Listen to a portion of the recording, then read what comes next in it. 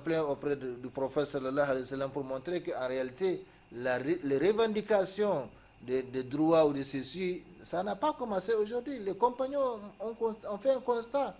Quand Allah demande de faire quelque chose, demande de dépenser dans sa voie, quand le prophète sallallahu alayhi wa sallam demande de contribuer, d'apporter de l'aide, de faire des aumônes, et ainsi de suite, les compagnons, les pauvres parmi les compagnons du prophète sallallahu alayhi wa sallam, ont fait un constat. Ils ont remarqué que les riches ont les moyens. Ils ont les moyens donc de faire, d'exécuter l'ordre du prophète sallallahu alayhi wa sallam, d'exécuter l'ordre d'Allah subhanahu wa ta'ala. Donc grâce à leur richesse, ils peuvent tout de suite répondre à Allah subhanahu wa ta'ala, répondre au prophète sallallahu alayhi wa sallam. Et les compagnons qui sont pauvres n'ont pas cette facilité, cette faveur. Alors ils se sont constitués en syndicat pour aller voir le prophète sallallahu alayhi wa sallam et lui demander de leur trouver un secret. Un secret, donc, c'est-à-dire une formule magique quelque part qui leur permet d'égaliser ces riches-là et que ce soit ce secret-là, que ce soit pour eux seulement. Donc, le prophète sallallahu alayhi wa sallam leur a donné un secret. Peut-être que je vais garder aussi le secret. Et ils se sont mis à faire ce secret. Mais quelques jours plus tard, les riches ont découvert ce secret. Les riches ont découvert ce secret. Ils sont revenus encore à la charge en disant au prophète sallallahu alayhi wa sallam, ah, les riches ont découvert notre secret. Et ils sont en train de le pratiquer comme nous le faisons. Le prophète sallallahu alayhi wa sallam leur a dit, je ne peux rien faire pour vous. Ça, c'est le mérite ou la grâce d'Allah, le privilège d'Allah qu'Allah donne à qui il veut. Et le secret qui justement permet de dépasser les riches qui dépensent dans la voie d'Allah, c'est ce que nous faisons après chaque prière. Subhanallah 33 fois, Alhamdulillah 33 fois, Allahu Akbar 33 fois et complété avec la centième La ilaha illallah wahdahu la sharika lah lahul mulku wa hamdu wa la kulli shay'in qadir. Mais combien de gens accordent de l'importance à cela? Même s'ils le font, ils ne le font pas correctement. Or, la posologie compte. Si on dit 33 fois, on ne peut pas faire 20 fois. Si on dit 33 fois, on ne peut pas faire 40 fois. Ainsi de suite. Donc, il faut respecter les nombres. Ça, c'est justement ce qui permet donc d'égaliser ou de dépasser les riches qui dépensent dans la voie d'Allah subhanahu wa ta'ala. Vous informerai-je de la meilleure de vos actions, de la plus élevée dans les degrés que vous atteignez, 2, du plus pur de vos biens, 3, de ce qui vous est plus profitable que de donner l'or ou toutes sortes de monnaies. Donc, quel que soit ce que vous donnez en aumône, eh bien, celui qui fait les dhikr peut vous dépasser. Celui qui fait les dhikr peut vous dépasser. Donc, ce qui vous est plus profitable que de donner l'or ou toutes sortes de monnaies, et de ce qui est meilleur pour vous que le combat contre vos ennemis, sans faire de quartier, donc sans faire de reste, c'est-à-dire en les tuant tous ou on meurt tous dans les champs, dans la voie d'Allah subhanahu wa ta'ala.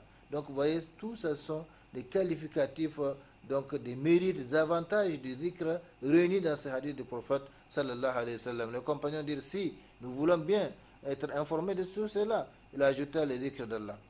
Les dhikr d'Allah, c'est ça qui donc permet d'avoir la meilleure action, c'est ça qui permet d'avoir l'action la plus élevée dans les degrés qu'on peut atteindre, c'est ça qui permet d'avoir les plus purs de biens, c'est ça qui permet d'avoir ce qui est plus profitable que de faire que de donner l'or ou toutes sortes de monnaies dans la voie de Allah subhanahu wa ta'ala, et c'est ce qui est encore meilleur que le combat contre les ennemis sans faire de quartier.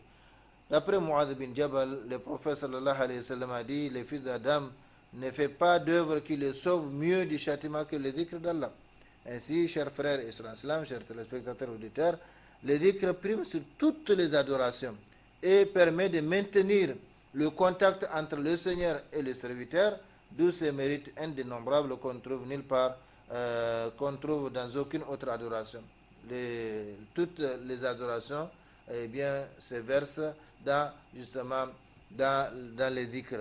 La prière est un dhikr, le hajj est un dhikr, le jeûne est un dhikr, l'aumône est un dhikr, la lecture du Coran est un dhikr, la recommandation du bien est un dhikr, la censure du mal est un dhikr. Donc tout revient au dhikr. Et c'est pourquoi Allah dit wala dhikrullahi akbar.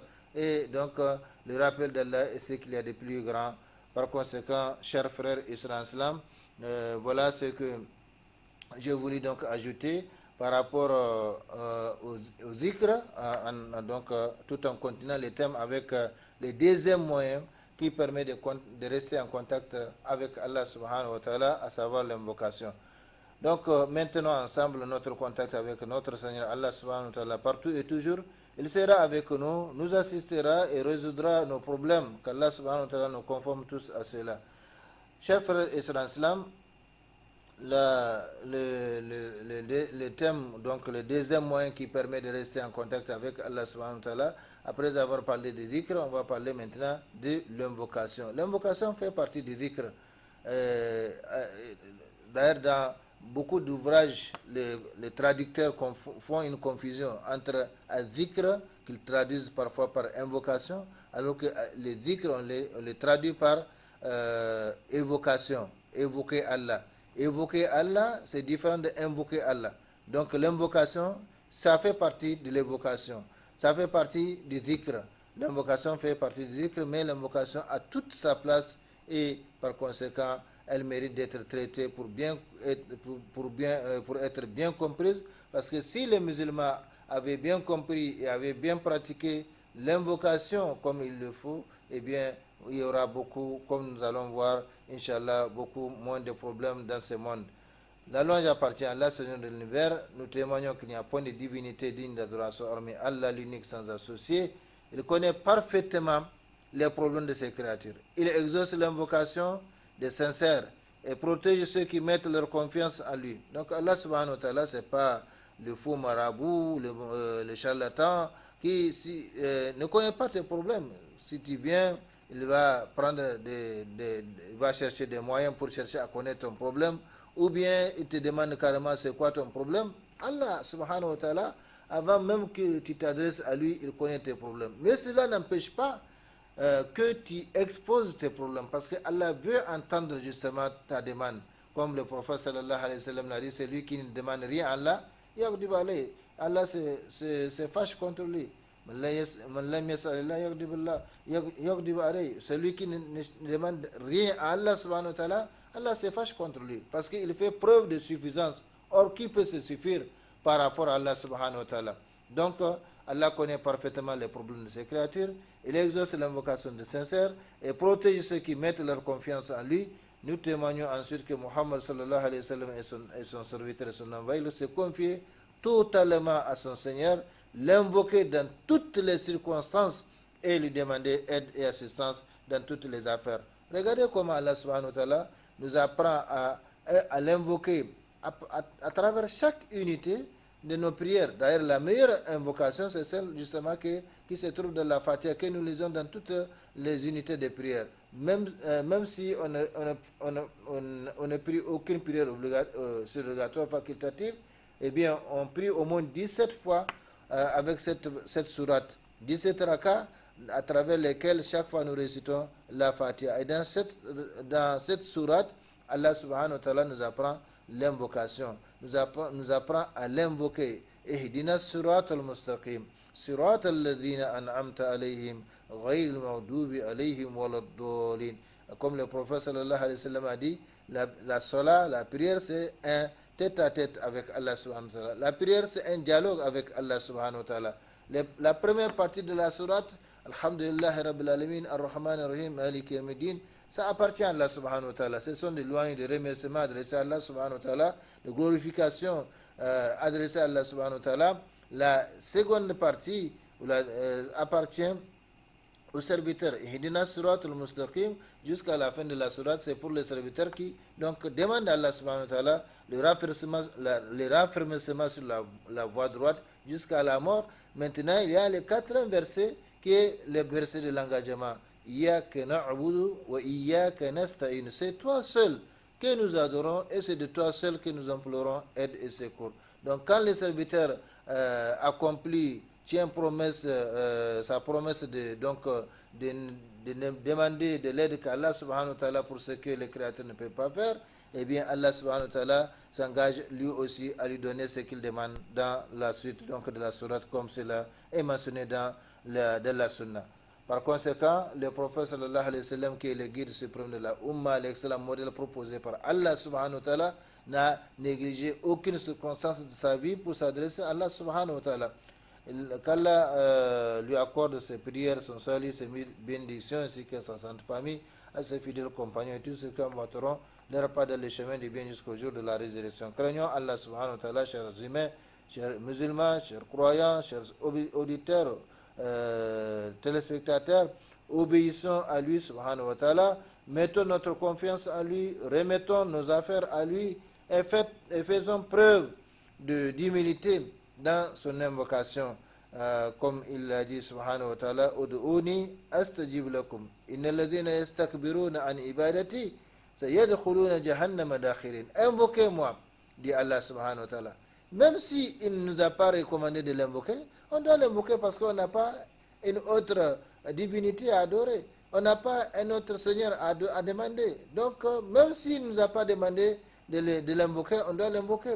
وَإِذَا سَأَلَكَ عِبَادِي أَنِّي فَإِنِّي قَرِيبٌ أُجِيبُ دَعْوَةَ الدَّاعِ إِذَا دَعَانِ. Si mes serviteurs t'interrogent à mon sujet, je suis tout proche, je réponds à l'appel de celui qui m'appelle quand il m'appelle.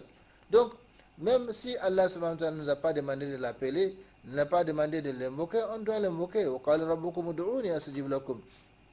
Donc ici, ادْعُونِي أَسْتَجِبْ لَكُمْ إِنَّ الَّذِينَ يَسْتَكْبِرُونَ عَنْ عِبَادَتِي سَيَدْخُلُونَ جَهَنَّمَ دَاخِرِينَ.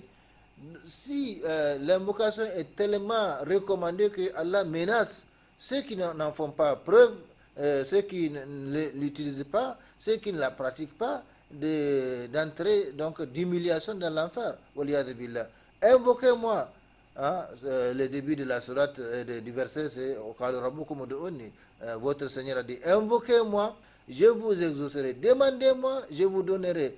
Donc ceux qui par orgueil se refusent à m'adorer, et l'adoration en question ici, c'est l'invocation, entreront bientôt dans l'enfer humilié. Le messager d'Allah sallallahu alayhi wa sallam a dit, Udu'ullaha wa antum muqinuna bil ijaba wa alamu anna Allah la yastajibu du'aan min qalbin ghafilin lahin. Donc le prophète sallallahu alayhi wa sallam a dit de son côté, invoquez Allah tout en état convaincu, parce que Allah subhanahu wa ta'ala, sa parole ne souffre pas de changement, sa parole ne souffre pas de réplique. Votre Seigneur a dit, invoquez-moi, je vous exaucerai, demandez-moi, je vous donnerai, appelez-moi, je vous répondrai. Donc Allah, sa parole est immuable, inchangeable. Par conséquent, si nous ne voyons pas la réponse d'Allah subhanahu wa ta'ala, c'est que certainement il y a une condition ou des conditions qui manquent dans notre dossier d'invocation. Donc invoquer Allah, dit le prophète sallallahu alayhi wa sallam, tout en étant convaincu, certain que de la réponse, et sachez qu'Allah n'exauce aucune invocation d'un cœur inattentif et distrait. Et ça, tout le monde, chaque musulman le sait. Il y a des moments où on est vraiment ému, l'émotion monte jusqu'à la gorge, on pleure même devant Allah subhanahu wa ta'ala, et il n'y a pas de doute que une invocation dite dans ces circonstances est plus probable à être répondue, à être exaucée, qu'une invocation que l'on dit comme ça, sans pénétration, ou sans même concentration, ou même sans connaître le sens. Et c'est pourquoi les meilleures invocations, ce sont les invocations coraniques et celles du prophète sallallahu alayhi wa sallam, mais il est important de connaître le sens de ce que l'on dit, parce que l'invocation c'est une demande. On ne demande pas quelque chose qu'on ne comprend pas, et c'est pourquoi, donc pour éviter de demander ce qui ne convient pas, eh bien il faut se limiter aux invocations coraniques, aux invocations du prophète sallallahu alayhi wa sallam, et il y en a suffisamment. Donc c'est des invocations qui donc nous permettent de demander tout ce que nous voulons parmi les biens de ce bas monde, parmi les biens de l'au-delà. Rabbana atina fi dunya hasana wa fil akhirati hasana wa qina adhaban nar. Donc le prophète sallallahu alayhi wa sallam nous dit, invoquez Allah tout en étant convaincu de la réponse, et sachez que Allah n'exauce aucune invocation d'un cœur inattentif et distrait. Donc pour que le cœur soit vraiment lié, connecté à Allah subhanahu wa ta'ala, eh bien il faut savoir ce que nous sommes en train de dire.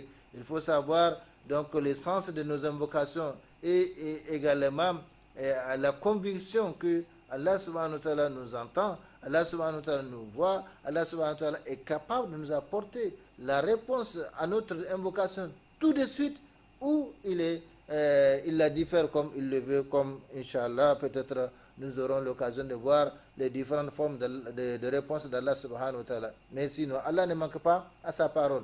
Il ne dit pas une chose que le contraire se produise. Allah subhanahu wa ta'ala nous a demandé donc de l'invoquer et il a promis de nous exaucer. Par conséquent, la balle est dans notre camp, comme on dit.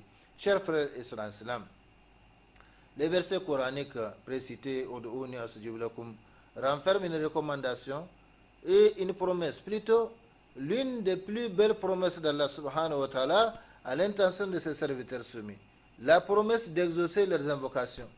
Et que cherchons-nous sinon la réalisation de nos vœux dans ce monde et après la mort? Imaginez aujourd'hui s'il y a dans un pays un chef d'État ou même un ministre qui dit apportez vos doléances, apportez vos dossiers, je vais vous satisfaire. Eh bien,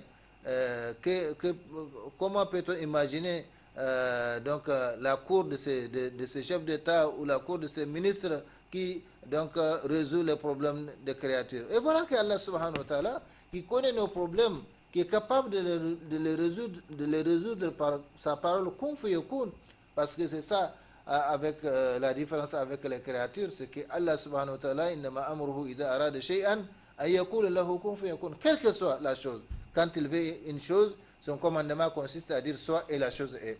Par conséquent, la plus belle promesse que nous avons, c'est celle-là.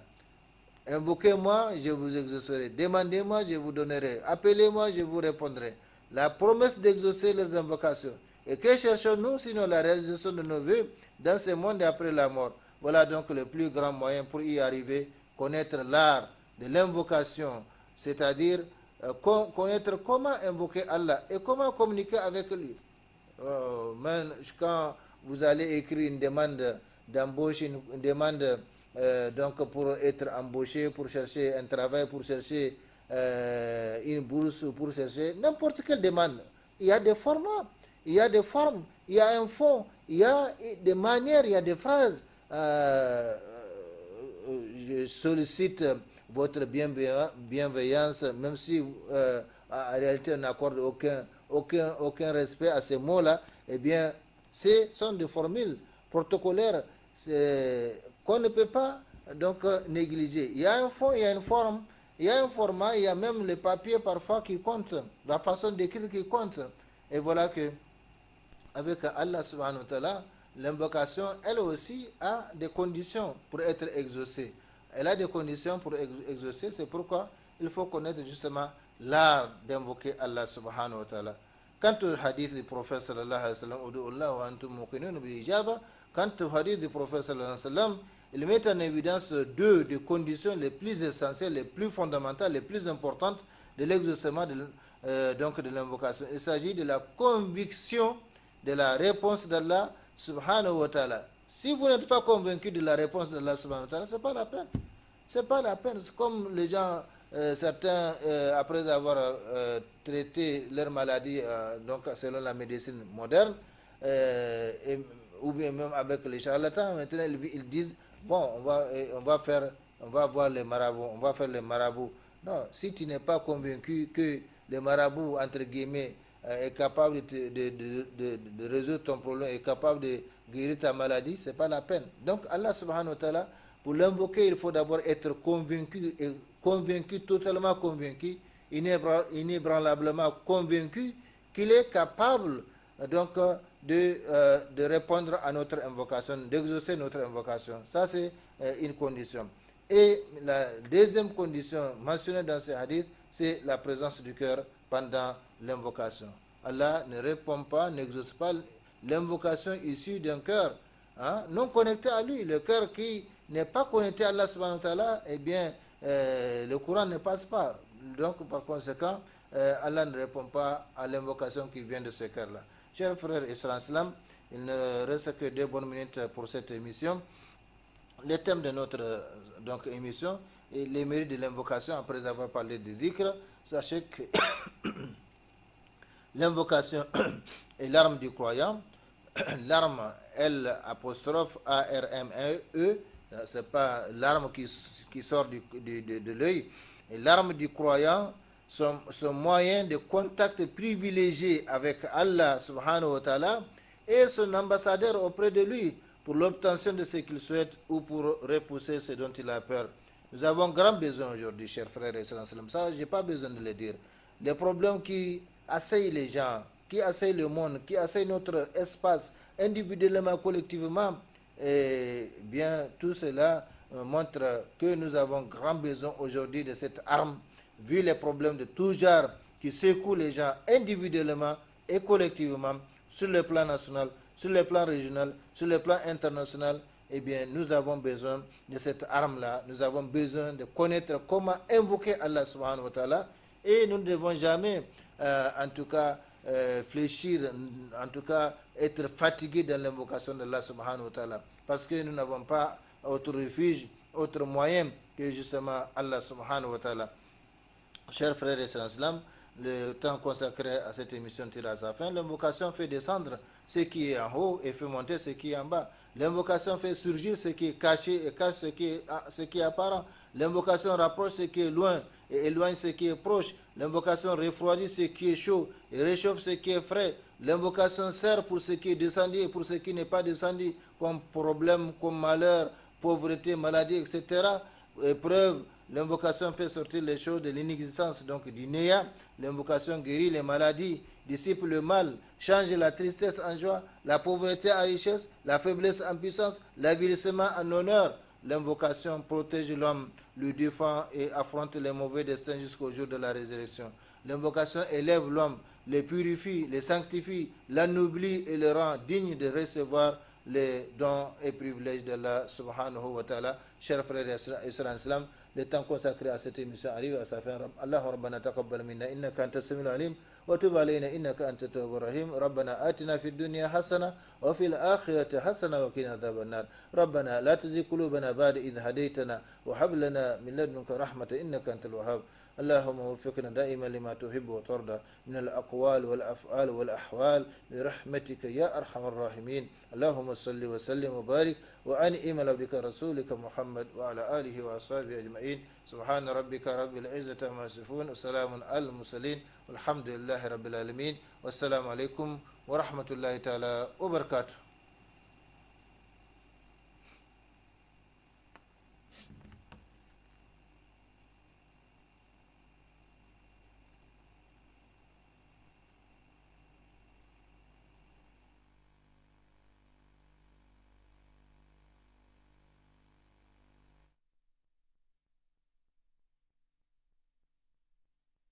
أيضا ماضيا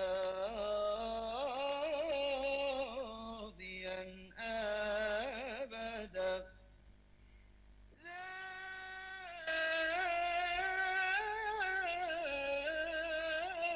توبة فيك أيضا ماضيا